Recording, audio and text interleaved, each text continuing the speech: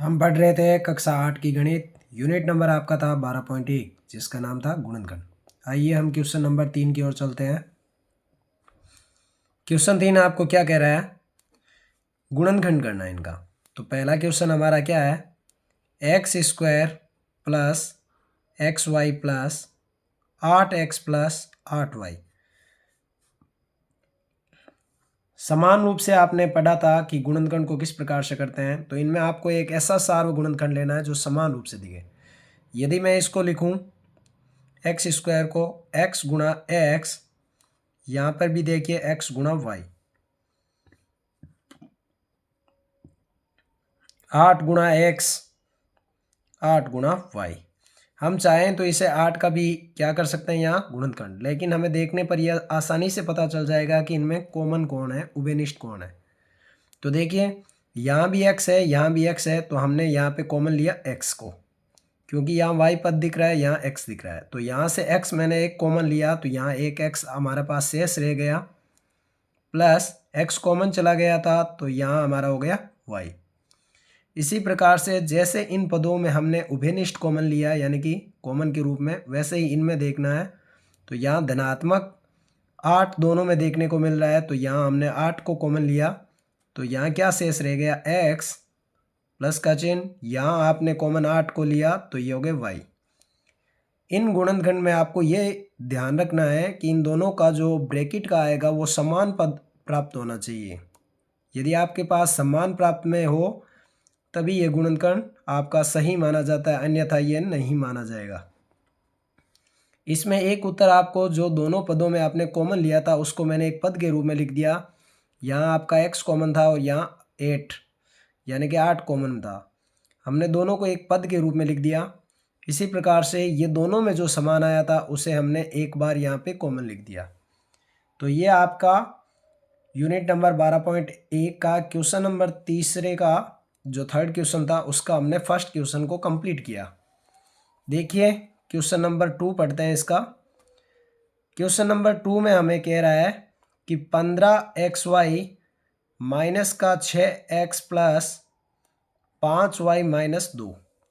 देखिए इनका जब हम गुणनखंड करेंगे तो इसमें आपको कॉमन क्या दिख रहा है? सबसे पहले मैं इसको कॉमन के रूप में लिख लेता हूँ। 15 का गुणनखंड होता है 3 गुणा 5 गुणा x गुणा y। यह हमारा 15xy का जो पद था उसका हमने गुणनखंड किया। उसी प्रकार से 6 का हम क्या लिख सकते हैं, 2 गुणा 3 गुणा x, क्योंकि 2 तिया 6 और x का x हमें गुणनखंड प्राप्त हो जाता है। उसी प्रकार से यहाँ हो जाएगा 5 गुणा y माइनस 2। अब देखिए यदि हम ध्यान से देखते हैं तो इनमें आपको कॉमन दिखने को मिल रहा है, उसमें समान हमें कोई भी पद नहीं है, तो हम उसको समान रहने देंगे और यहाँ हम उभयनिष्ठ लेंगे। यहाँ आपको 3 देखने को मिल रहा है इस 15xy के पद में, और यहाँ 6x में हमें 3 और x दिख रहा है। तो यहाँ मैं कॉमन में क्या लूँगा, यहाँ हम 3 और x को कॉमन लेंगे, तो देखिए क्या समान प्राप्त हुआ। 3 यहाँ कॉमन आया तो हमारे पास 5 शेष रह गया, और ये x बाहर चला गया तो एक y प्राप्त हो गया। उसके पश्चात यहाँ से हम माइनस 3x बाहर चला गया, तो यहाँ हमें क्या देखने को मिला, 2 कॉमन देखने को मिला। यदि हम ध्यान से देखेंगे तो ये देखो समान पद हमें देखने को मिल रहा है 5y माइनस 2, क्योंकि इन दोनों में हमें कोई भी उभयनिष्ठ कॉमन प्राप्त यानी कि नहीं मिलता है। तो हम ऐसी कंडीशन के अंदर क्या करते हैं, एक ऐसा पद लेना है जिससे ये किसी भी प्रकार का इसमें परिवर्तन ना हो।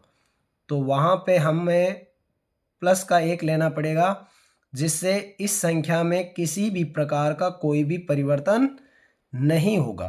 देखिए यदि हम इन गुणनखंडों के अंदर जब हम समान पद की गुणा करते हैं तो वापस हमारा पद बन जाना चाहिए। तो देखिए 3x प्लस का और 5y भी प्लस का, तो 3 को 5 से किया 15, x और y हो गया xy, ऋणात्मक ये रहा ऋणात्मक, ये प्लस का 3x और ये माइनस का 2।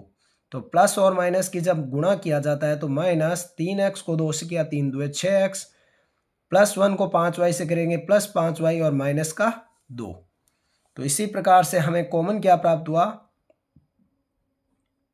एक जो दोनों में कॉमन हमने यानी कि उभयनिष्ठ लिया था उसको लिखेंगे और एक हमारा गुणनखंड क्या प्राप्त हुआ 5y माइनस 2। तो इस प्रकार से हमने यूनिट नंबर आपकी 12.1 का क्वेश्चन नंबर 3 के हमने 2 क्वेश्चन कंप्लीट किए।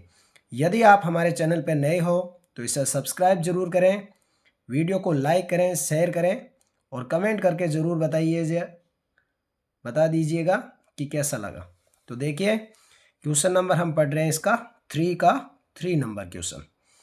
क्या कह रहा है? ये कह रहा है कि ax का पद प्लस bx माइनस का ay माइनस का by, इनमें आपको एक ऐसी संख्या कॉमन लेनी है जो दोनों में समान हो। ध्यान से देखने पर देखिए यहाँ दोनों में आपको x पद दिख रहा है और यहाँ दोनों में y दिख रहा है।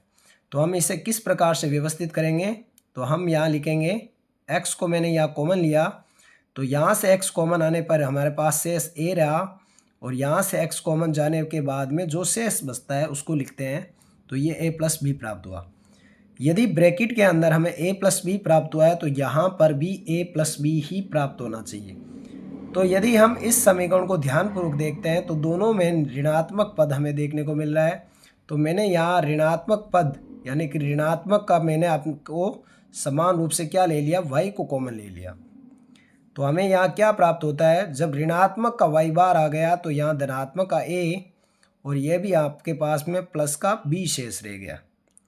यदि आपको इसके उत्तर की जांच करनी हो तो इन्हें हम गुणा करके क्या समान पद बन रहा है क्या, आइए चेक करते हैं। माइनस का y को जब हम a से गुणा करते हैं तो माइनस का ay और माइनस के y को जब प्लस से करते हैं तो प्लस माइनस माइनस by प्राप्त होता है। तो यहाँ से हमें यह प्राप्त हुआ कि यह समान पद बन रहा है। उसके पश्चात आपका जो अलग अलग आंसर आया है तो वो इन दोनों पदों में आपको क्या a प्लस बी ब्रैकेट में आया, बाहर क्या था x और इस पद के बाहर क्या है y। तो एक हमारा गुणनखंड क्या प्राप्त हुआ x माइनस वाई और एक हमारा जो ब्रैकेट में समान था उसको हमने लिखा a प्लस बी। तो देखिए नेक्स्ट क्वेश्चन की ओर चलते हैं। इसका क्वेश्चन नंबर 4 जो हमें क्या कह रहा है, क्वेश्चन 4 कह रहा है 15pq plus 15 plus 9q plus 25p। देखिए इनमें जब कॉमन लेते हैं तो समान पद बनना आपका आवश्यक है। यदि हम इसमें ध्यान से देखते हैं तो क्या है कि p और q यानी कि यहाँ p कॉमन है तो केवल गणित का हम लेंगे। तो ऐसी कंडीशन में आने पर आप समान पदों को लेंगे, जैसे p तो p को एक कॉमन पद, तो हम इसको थोड़ा सा परिवर्तन करेंगे। क्या लिखेंगे, पहले हम 15pq, उसके बाद में मैं यहाँ पे लिखूँगा 25p प्लस 9q प्लस 15। मैंने यहाँ पे पदों को थोड़ा सा क्रम विनिमय के नियम का प्रयोग किया है ताकि आगे पीछे करने पर संख्या में किसी भी प्रकार का परिवर्तन नहीं हो और हमारा जो ब्रैकेट में समान पद हम लेते हैं वैसा बन जाए। देखिए कैसे, जब हम इस 15 का गुणनखंड करते हैं तो हमने देखा 3 गुणा 5 गुणा p गुणा q के रूप में हम इसे लिख सकते हैं। या फिर अगर मैं बोलूं कि यहाँ पर हमें एक ऐसा पहाड़ा लेना है, ऐसी टेबल लेना का प्रयोग करना है जो 15 में से भी विभाजित होवे और 25 से भी विभाजित हो जाए, तो वो होता है 5। तो हम यहाँ थोड़ा गुणनखंड करने के प्रयास करेंगे ताकि आपको आसानी से समझ में आ जाए। 25 को हम 5 गुणा 5 के रूप में लिख सकते हैं और p का p प्लस 9q को हम 3 गुणा 3q के रूप में लिख सकते हैं और प्लस ये हो गया 3 गुणा 5। यहाँ मैंने 3q लिख दिया, आप 3 गुणा q के रूप में भी आप इसको लिख सकते हैं। अब यदि हम ध्यान से देखते हैं तो इस पद और इस पद में हमें क्या समान देखने को मिल रहा है। तो हमारा पद एक ये प्राप्त हुआ, एक पद ये 25p का, फिर 9p का और फिर ये 15 का प्राप्त हुआ।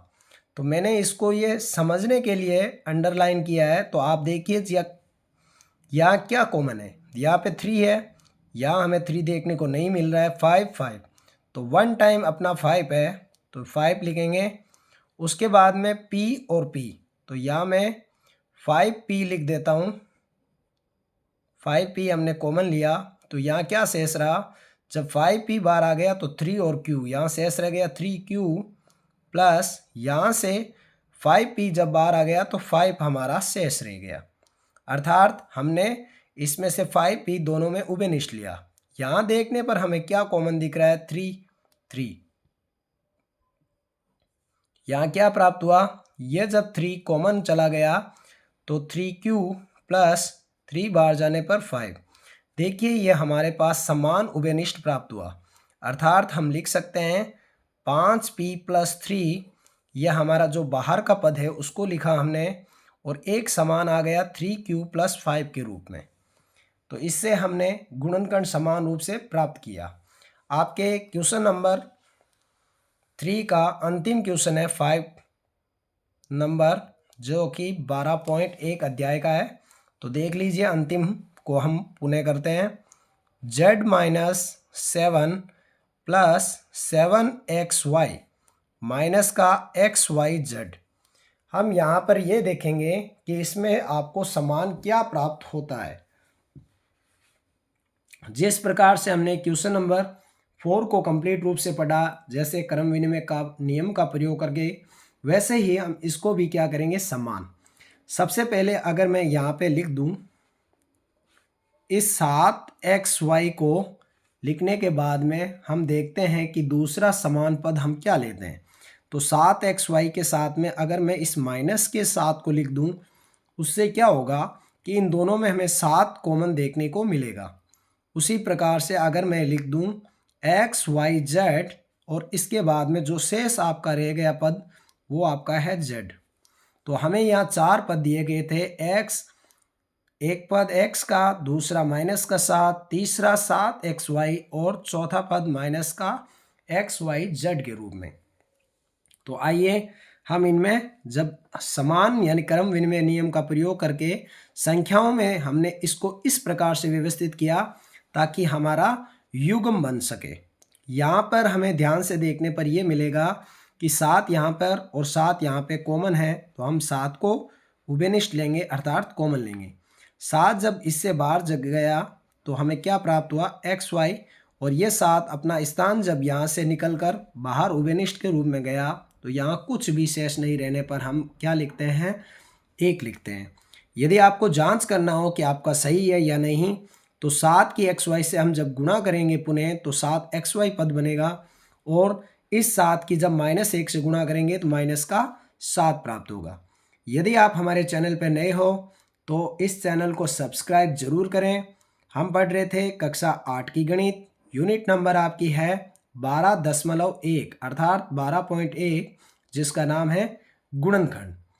ये अंतिम इसका क्वेश्चन नंबर 3 का 5 नंबर हम क्वेश्चन पढ़ रहे हैं। यदि आपने हमारे इससे पूर्व के वीडियो नहीं देखे हैं तो मैं इस वीडियो के डिस्क्रिप्शन में आपको लिंक दे दूंगा, वहाँ जाकर ज़रूर देखें, लाइक करें, शेयर करें।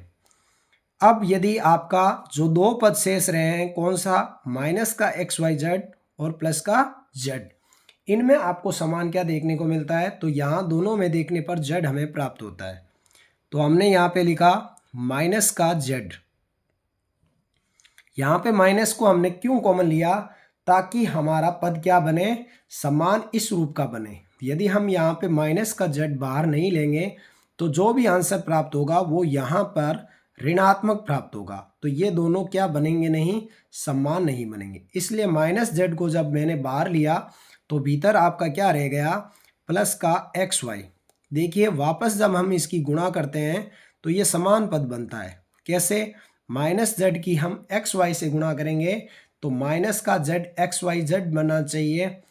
इसी प्रकार से माइनस का z बार आने पर 1 लेंगे, क्योंकि माइनस z की 1 से माइनस माइनस क्या बन जाएगा, प्लस।